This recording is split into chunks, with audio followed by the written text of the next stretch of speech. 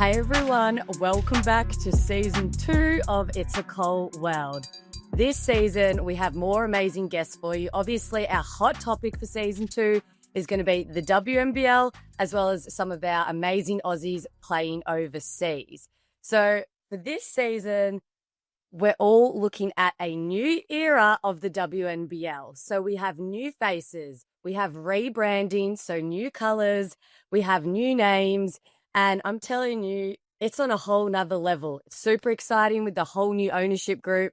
And for this weekend that just happened, we had a historical moment. We had the Canberra Capitals versus the Southside Melbourne Flyers at John Cain Arena. I was lucky enough to play there 2 years ago with the GOAT herself, LJ, and it was such an amazing experience.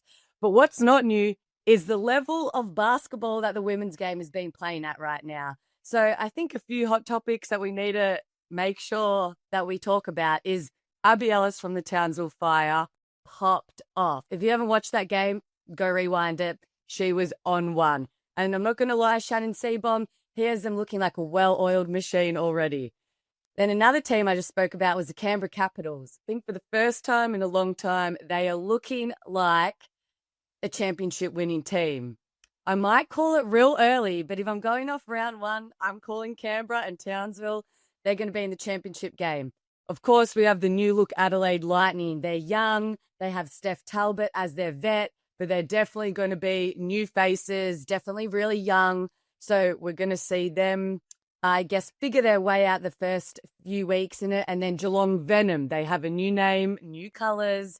Again, they'll be on that younger side. Can't wait to see what they do. But another team that was humming was definitely the Sydney Flames. So what I can't wait to see is what they do. Guy Malloy has them definitely running like a well-oiled machine as well. And one person who really stood out was Lauren Nicholson. She just gave birth to her child, and we're going to get into it with her today. So, Loz, welcome. Thank you for being my very special guest for episode 1. How are you? I'm good. Thanks for having me on. So, for people who don't know, you have just given birth to your beautiful son, Ari, like honestly 2 seconds ago. And you performed, I was commentating that game, and I literally was like, wouldn't even know. You haven't missed a beat. This is insane. You're one of the best two-way players in the league. And for me personally, as a Loz Nicholson fan, which I'm sure there's many out there, it was just so good to see you on the floor dominating. You had 27 points and 20 of them were in the first half. Tell us a bit about the journey coming back. Yeah, well, thanks. I mean, I was very, very lucky. I had a pretty good pregnancy. And then after Ari came along, I was able to get back into things just a few weeks after, which was probably not too normal. I was just very lucky. And then from there, started playing in the NBL1, tried to get it back a little bit of game fitness, and the journey definitely wasn't easy to try and get fit again, that's for sure. It took a lot, and the preseason was definitely the hardest one I've ever done. But you know, it was a fun journey, and I'm so glad I'm back. And yeah, it was just nice to get out there on the weekend. And what was it like playing your first WNBL game back after being a mother? Do you have a different perspective now have given birth? Yeah, I do. I say before, like, I definitely loved playing basketball, but now I have just a whole new appreciation for it. I think just knowing that I'm a mum now, that always is going to come first. I get to go home to Ari every single day, and yeah, and I just think going to training, going to games now is just like, wow, this is fun. I get to play basketball for a living. I'm a mum first, but this is awesome too, and I get to hang out with people every day and we all have this common goal, which is awesome. So I just think there's a lot more appreciation now.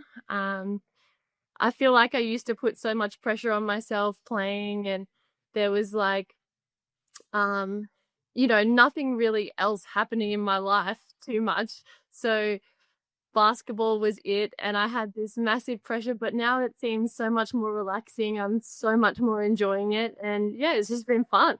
And you have a newcomer for the Sydney Uni Flames with Michaela Kern, who's also a mum of three. Has it been nice to have her on your team as well? Being like, okay, I know this is my first time, one, being a mum, two, being a mum and playing professional basketball. Is it nice sort of having that support and being able to chat with someone who is going through the same thing as you are?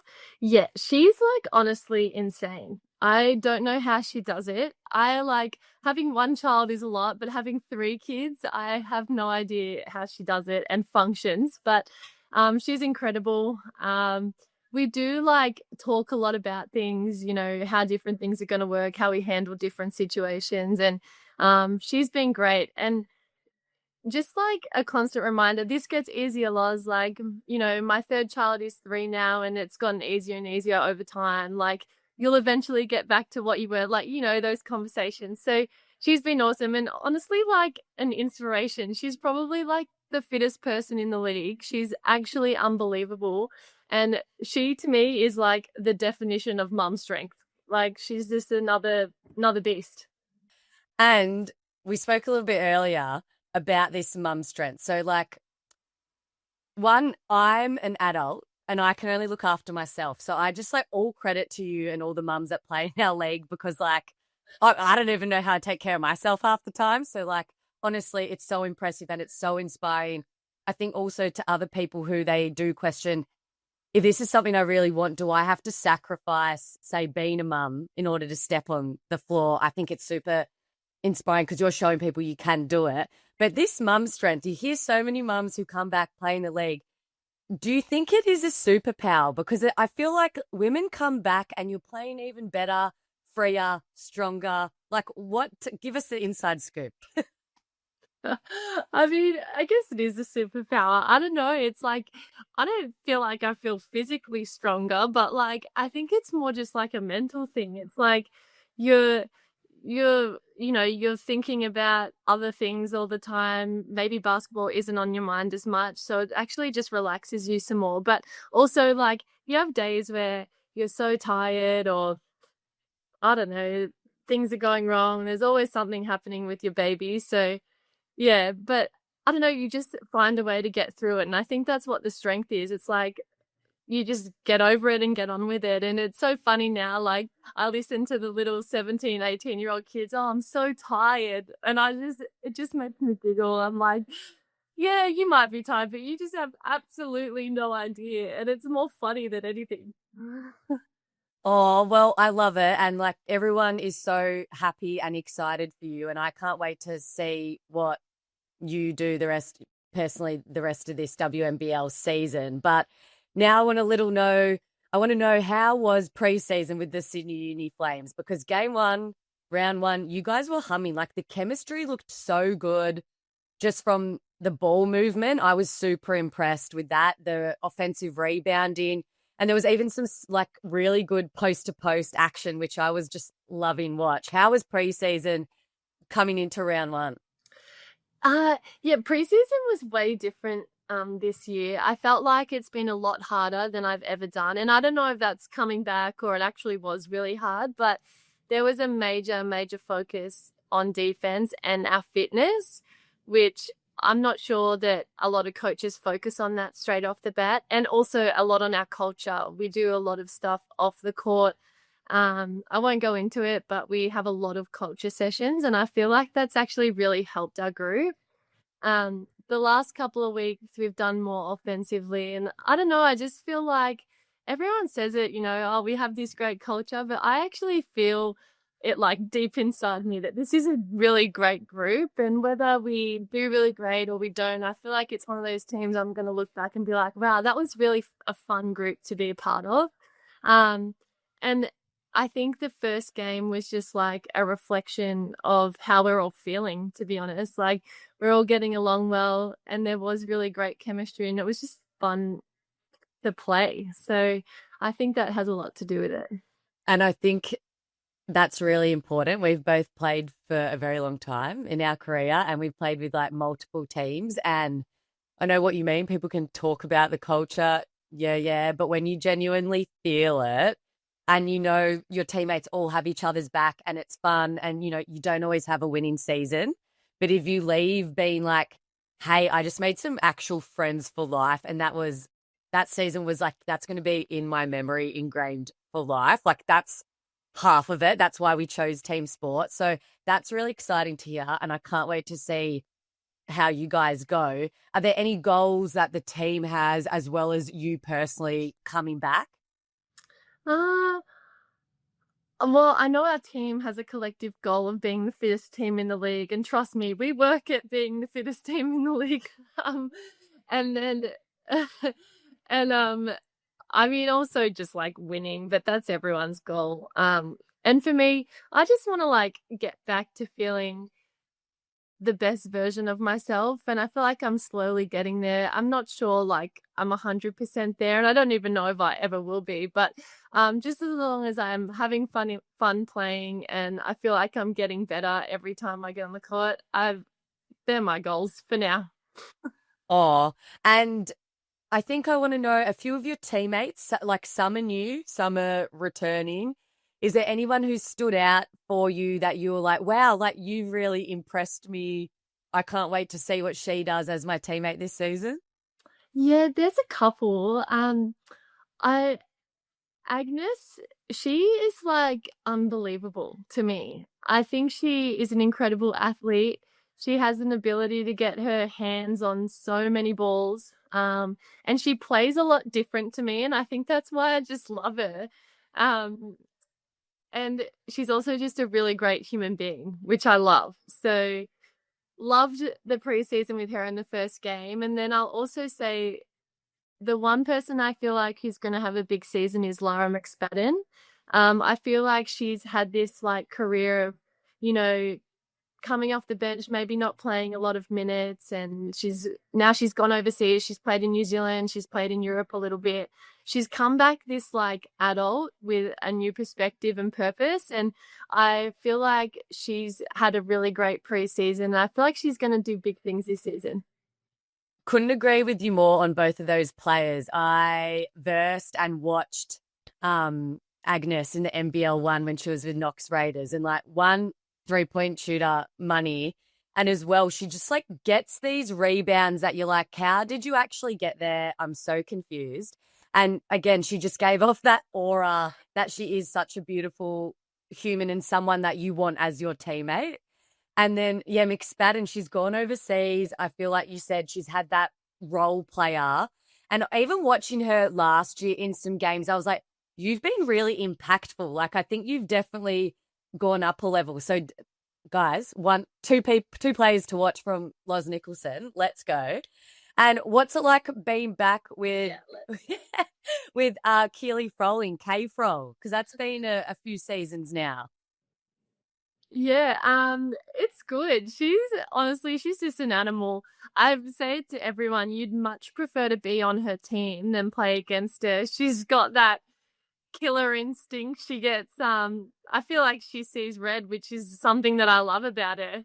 And she's been awesome. I feel like she's, stepped into being a leader in our team as well. And yeah, she's going to have a great season. I mean, I feel like she always is playing good basketball, so I'm just grateful she's on my team. And Lozzie, another thing that I really wanted to talk about was the one and the only Tiana Mangakaya and how amazing this woman was. Absolute inspiration. I was supposed to play with Tiana in New Zealand at the Turkamanawa Queens. And unfortunately, our beautiful Tiana passed.